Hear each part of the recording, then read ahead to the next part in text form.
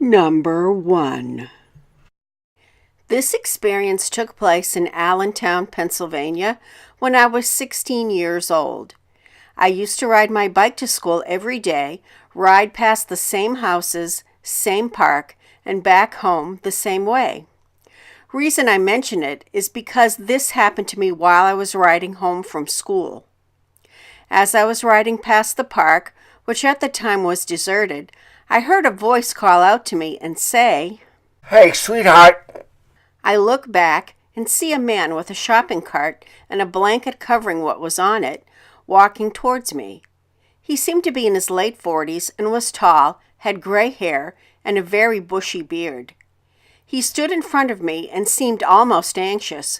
For some reason, he was gripping the cart very tightly and would refuse to look anywhere but my legs, which I took notice of and stood behind my bike, and as kindly as I could, asked if I could help him with anything. He suddenly turned to me with a very chilling smile, asked if I wanted to buy a mirror, then proceeded to uncover the cart, only to show a very dirty, rusty mirror. But the fact that the mirror had the words sexy and pretty woman, along with other words messily written on the mirror in what seemed to be white paint, was what gave me a very uneasy feeling.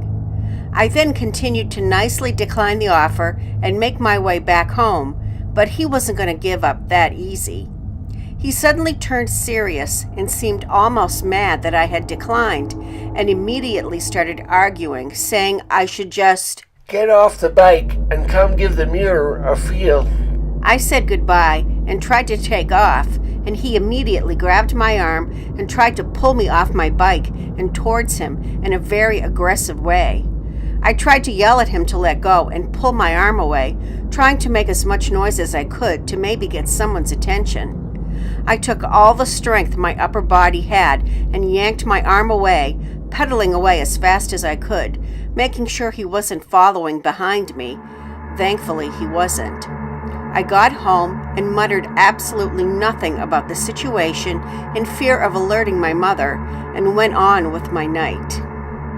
The next day, I don't know how I managed, but I got the balls to ride my bike again, instead of asking my mother for a ride. And while I am on my way to school, passing by the park once again, I take notice of a group of people surrounding what I saw to be a tipped-over shopping cart. The thought of what happened the day before made me extremely curious. I went to see what they were looking at. When I approached the group, I asked what had caught their attention, and one of the women pointed worriedly at the ground. What was there was the mirror, completely smashed into pieces and tossed on the ground, and my expression turned into one of worry, and one of the guys pointed at a pile of things next to the blanket and said, "If you think the mirror is weird, check that out." As my eyes take in what was on the ground, I felt the most awful feeling and felt a sudden sickness go over me. There was a rope, a pair of rusty scissors, and what seemed to be a pornography magazine. But between all those things, a turkey baster. Right there, I ran to my bike and rode back home. I couldn't leave my room for hours, thinking that those things might have been inside that shopping cart, and that man could have had worse intentions than selling me a mirror. I ended up telling my mom that I felt sick and refused to tell anyone about what happened. It's been years since then, and I moved not long after it happened.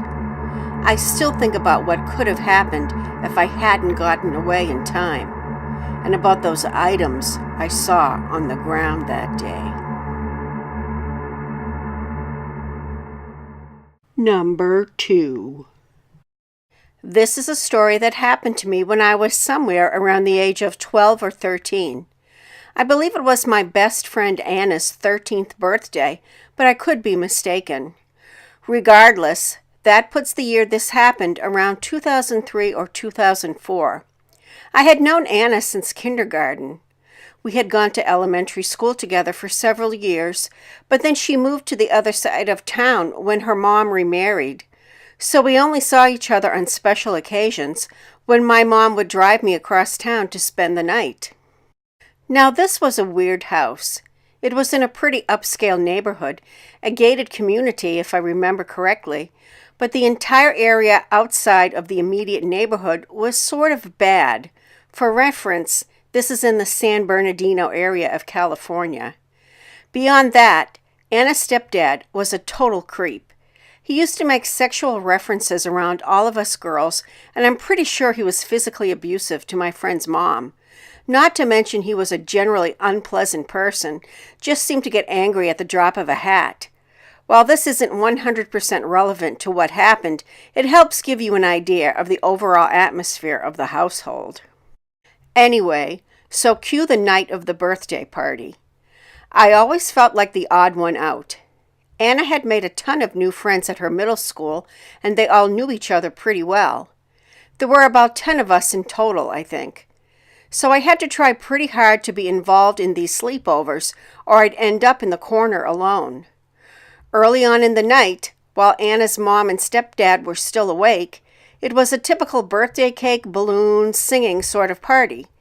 Meanwhile, however, Anna's new friends were cooking up what we should all do when the parents went to bed. In excited whispers, some of the girls started telling me about how they had invited 2 of the boys from their school to stop by around 1 a.m. They had promised to meet them at the side yard gate and let them in through the back door so as not to draw the attention of Anna's parents.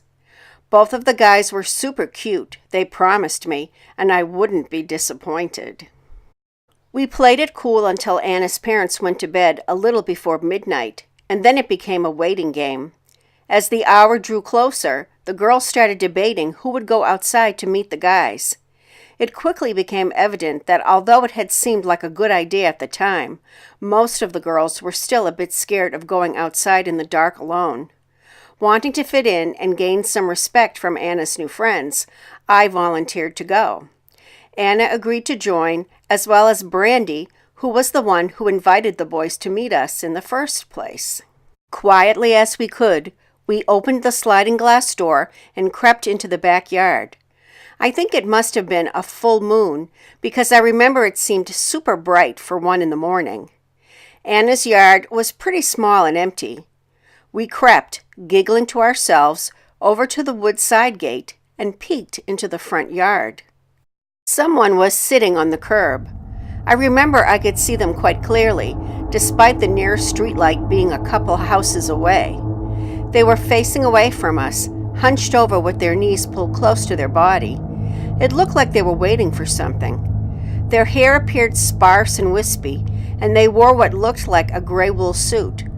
To top off this strange sight, a small briefcase sat next to them on the curb. I was instantly overcome by a sinking feeling in my stomach. Something was not right. This was not one of the cute 13-year-old boys that had been described to me, that was certain. For what felt like a long moment, no one said anything. We just stood peering over the fence. Then I heard Brandy's voice beside me, speaking in a loud whisper so as not to alert Anna's parents. Josh, Eric, is that you? For the briefest of moments, I thought the stranger had not heard her. They remained with their back turned to us, facing the empty street. Then, slowly but deliberately, they twisted at the waist to stare directly at us. It became clear that it was a man, but much older than anyone we were looking for. His eyes were incredibly wide, almost circular, but the rest of his face was expressionless. For a moment, we all stared. Then the stranger rose to his feet and began walking towards us across the front lawn. But it was not a normal walk. Imagine someone power walking as fast as they possibly could without running, so that they looked almost robotic. That was how he walked. Beside me, Anna managed a few words. "Oh my God, run!" The 3 of us bolted for the sliding glass door at the back of the house, not daring to turn back to see if he was hopping the gate. We whipped it open, much to the alarm of the other girls, and fumbled with the lock behind us. There were no curtains to shield us from the dark backyard, so we dragged everyone into the kitchen and sat on the floor. There we described to the others what we had seen. "Are you sure it wasn't just Josh playing a trick on you?" one of the girls asked skeptically. Positive. Brandy replied. She started to say something else, but her words were cut short. Several of the girls shrieked. "Ah!" Someone was at the front of the house, pounding on the large living room window. Not knocking, mind you, but pounding. They were obviously hitting the window with full force. "What do they want?" one of the girls whispered. None of us knew.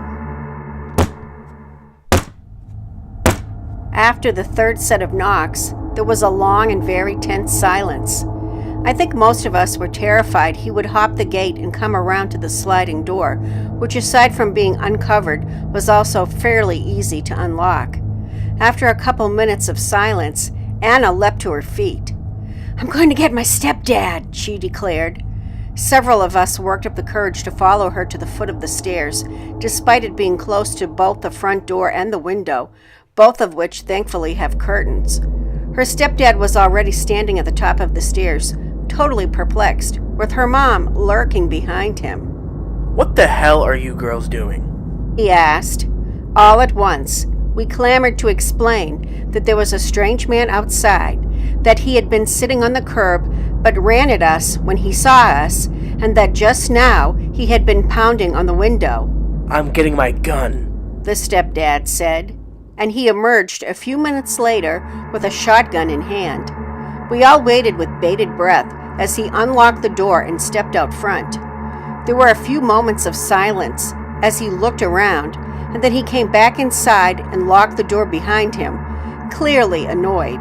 "There's no one out there. Now keep it down. I've got work in the morning." There was no arguing with him, but needless to say, none of us slept much that night.